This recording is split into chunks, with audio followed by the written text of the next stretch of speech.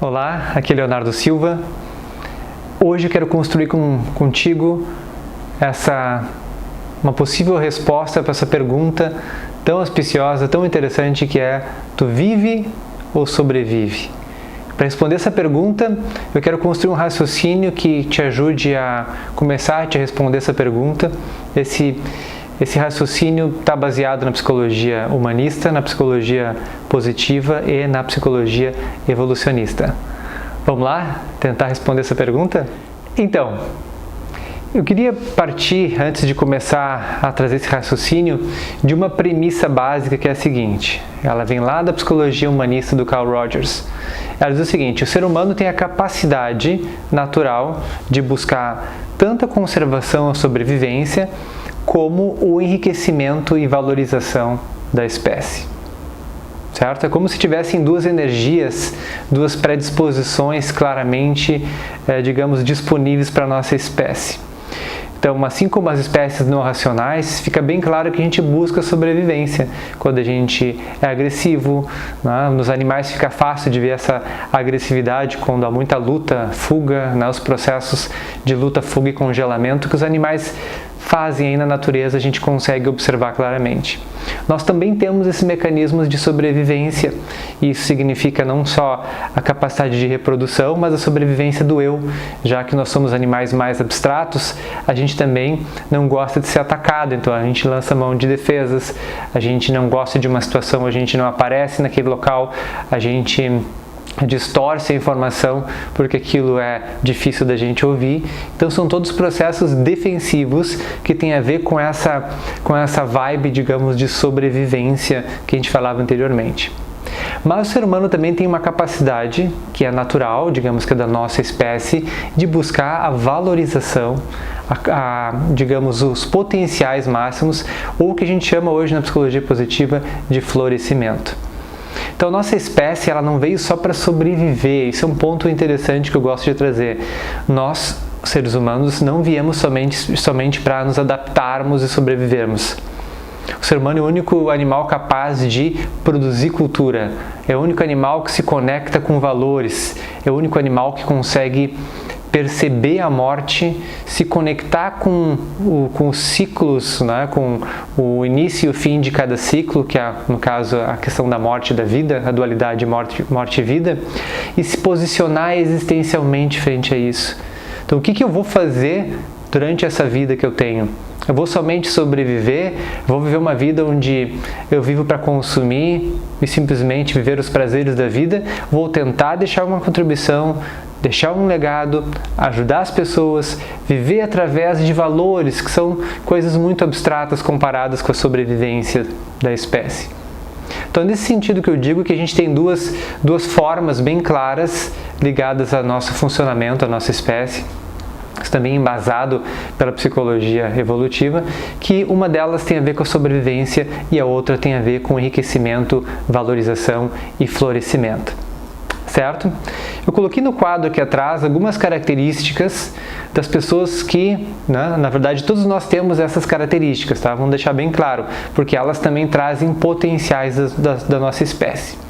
Mas as pessoas, ou tu, que está, digamos, muito mais sobrevivendo e se adaptando ao mundo do que florescendo, né, buscando o teu potencial máximo, realmente deixando um legado e buscando aquilo que possa fazer sentido para ti através dos teus valores, essas características aqui atrás resumem um pouquinho isso que eu gostaria de dividir para vocês. Certo? Vamos lá. Características mais ligadas à sobrevivência, adaptação e conservação da espécie. Aquilo que eu tinha falado que os animais irracionais têm e nós também temos muito. Por exemplo, uso de defesas. Pessoas muito conservadoras, muito preconceituosas, geralmente traz uma rigidez muito grande. Porque são pessoas que precisam estar no mundo mais seguro. Elas têm muito medo. Para sobreviver, as crenças e o mundo muito estruturado dão uma chance ou dão uma possibilidade do eu não se sentir ameaçado. Por isso, muito conservadorismo, muito preconceito, né? E muita defensividade. Uso de defesas a todo tempo. Então a pessoa não vai em alguns lugares, ela não se dá com certos tipos de pessoa, né? Porque para elas, pessoas, elas são divididas em tipos diferentes, isso pode ameaçar elas, logo ela não se dá com um tipo ou outro, ela é mais intolerante, ela não consegue aceitar a diversidade, certo? Influência do passado. Então, geralmente, se tu tem ou tá vibrando nesse momento, né, numa vibe mais de sobrevivência, tu tem muitas questões mal resolvidas no teu passado, isso te influencia até hoje. Claro que todos nós temos coisas do nosso passado, não é essa a questão.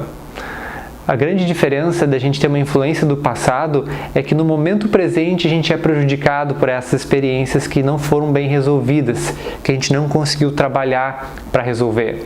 Então uma pessoa que está na vibe de sobrevivência, ela tem muitas coisas no passado mal resolvidas, ela se sente incomodada com isso, ela tem sofrimento com isso, tem várias pessoas que ela não fala, que tem situações que não foram resolvidas. Outra característica, somatizações. Pela dificuldade que as pessoas têm, né, de expressar seus sentimentos, geralmente são pessoas que somatizam mais, estão mais tempo doentes. Então, frequentemente, a gente vê as pessoas com dificuldade de expressar as emoções com mais doenças físicas. Essa é outra característica. Outra característica, sofrimento e inadequação. As pessoas têm muito mais sofrimentos negativos, se sentem inadequadas ou o mundo não é interessante para elas, ou elas têm uma forma de se estruturar, né, onde o mundo fica muito restrito, então dentro do seu mundinho, digamos assim, mais estruturado, mais defensivo, ela se sente bem e somente bem naquela realidade, porque o mundo é muito ameaçador lá fora. As coisas do mundo, as imensas possibilidades de ser e existir são ameaçadoras para essa pessoa. Por isso que ela acaba tendo padrões muito rígidos. Então são não só rituais, mas as repetições. Os padrões, eles são muito interessantes. Vai ter um vídeo específico somente sobre padrões em breve.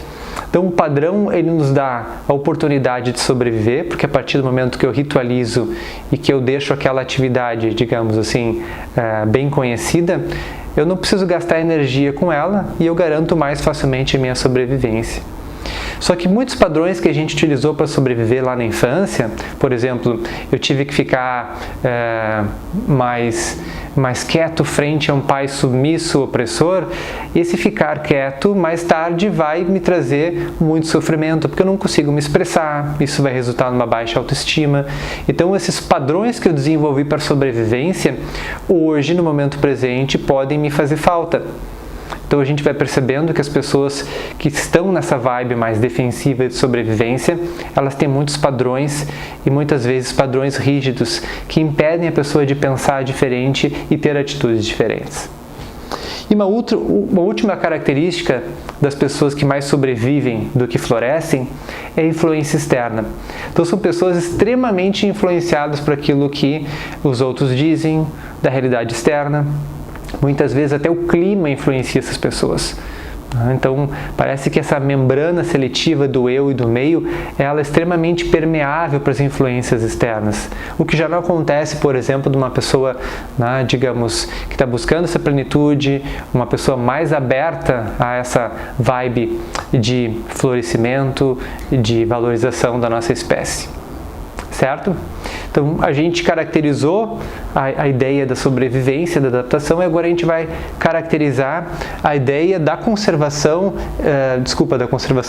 da valorização, do florescimento, da busca pela plenitude e daquilo que eu digo que é como se a gente fosse buscar o máximo que a nossa espécie veio para fazer. A gente tem esses potenciais, tem essa capacidade, em termos também de desenvolvimento cerebral, nós temos essa capacidade de abstração, de questionar o mundo, de questionar os valores. Então isso sim é colocar, né, o nosso potencial adiante e realmente vivê-lo. Que características são essas de uma pessoa que realmente vive o potencial humano?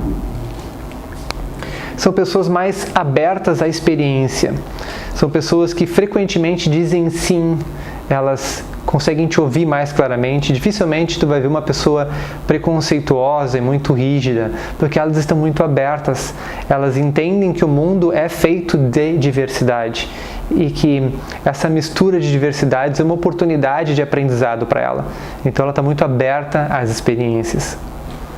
Segunda característica, foco no presente.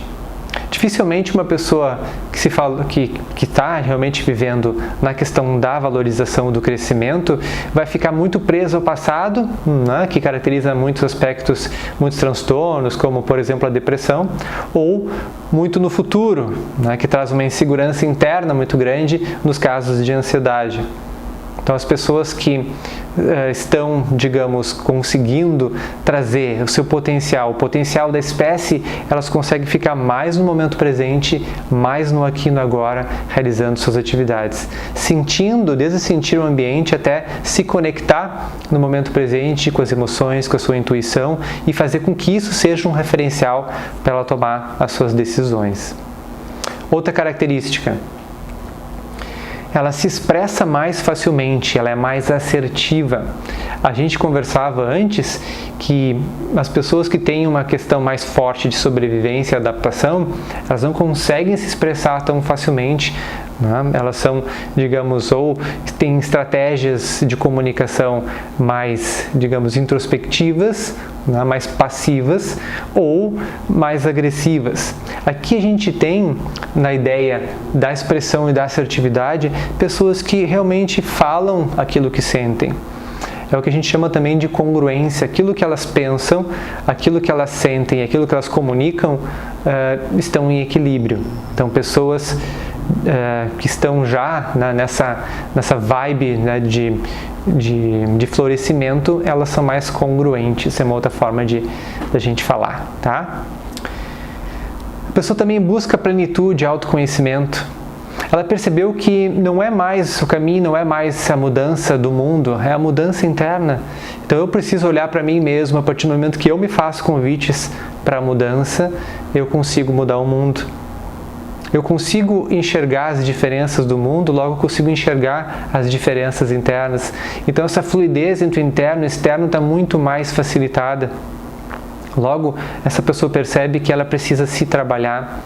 Por isso, o foco no autoconhecimento e na busca por atitudes e, enfim, atividades que as façam se sentirem pessoas melhores.